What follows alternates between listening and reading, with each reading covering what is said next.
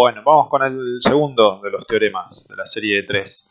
Se llama teorema del valor intermedio. Un poco la palabra ya anticipa que tenemos que encontrar el valor intermedio entre algo. Bueno, siempre arrancamos. Si tenemos una función f de x continua en un intervalo cerrado AB, este es un intervalo en x, ahora lo vamos a representar, donde f de a es distinto de f de b, es una condición importante. Que sean distintos, no importa si uno es mayor que el otro, al revés, es importante que sean distintos.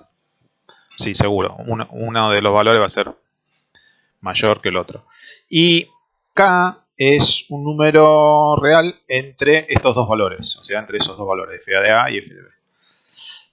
Existe al menos un número real c perteneciente al intervalo abierto AB, esto es en x, tal que f de ese valor c da el valor k. Bueno, a ver, esto cómo se traduce gráficamente. Entonces tenemos que dibujar una función que es continua en un intervalo cerrado AB. Bueno, vamos a dibujarlo por acá. A ver. Entonces, vamos a dibujar por acá. Eje de las Y. Eje de las X. Entonces, a ver, tomamos un valor de A, un valor de B, y supongamos acá tenemos f de A, y por acá tenemos f de B. Bueno, esto pertenece a una función, supongamos la función es algo así. Es continua, era la condición del enunciado, ¿no? Entonces, la función es continua en el intervalo cerrado AB, entonces tenemos f de A, que es este resultado, es distinto de f de B, que está allá arriba. ¿Sí? Muy bien. ¿Qué es lo que se pide? Que dice que existe un valor intermedio, k, vamos a ponerlo por acá, no tiene por qué estar exactamente en el medio, puede estar más cerca de A o más cerca de f de B, no importa. Supongamos un valor k ahí, tal que para todo k, entre estos dos valores f de A y f de B, hay un valor c, tal que f de c, como dice acá, f de c es igual a k. Eso es lo que dice básicamente. O sea, el valor intermedio es k. Y k es seguramente el resultado de un valor de c en el intervalo abierto a b, tal que f de c es igual a k. ¿Está?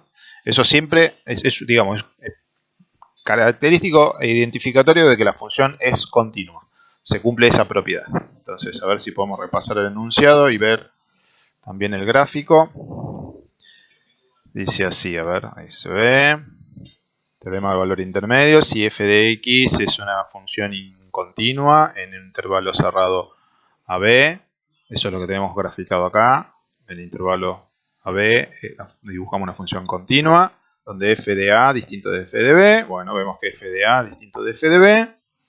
Existe al menos, dice al menos, quiere decir por lo menos uno. Quiere decir puede haber más.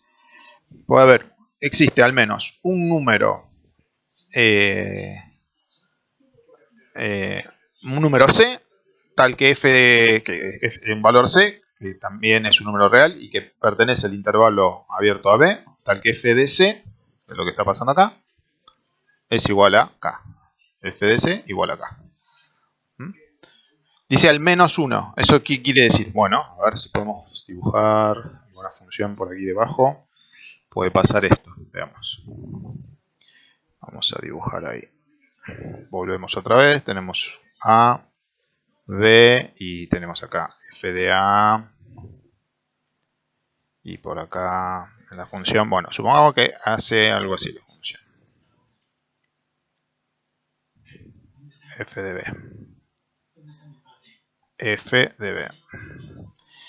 Dice, si tomo un K, por ejemplo acá, valor K, resulta que existe, entonces tomo un K intermedio entre f de A y f de B, existe al menos un valor K, tal que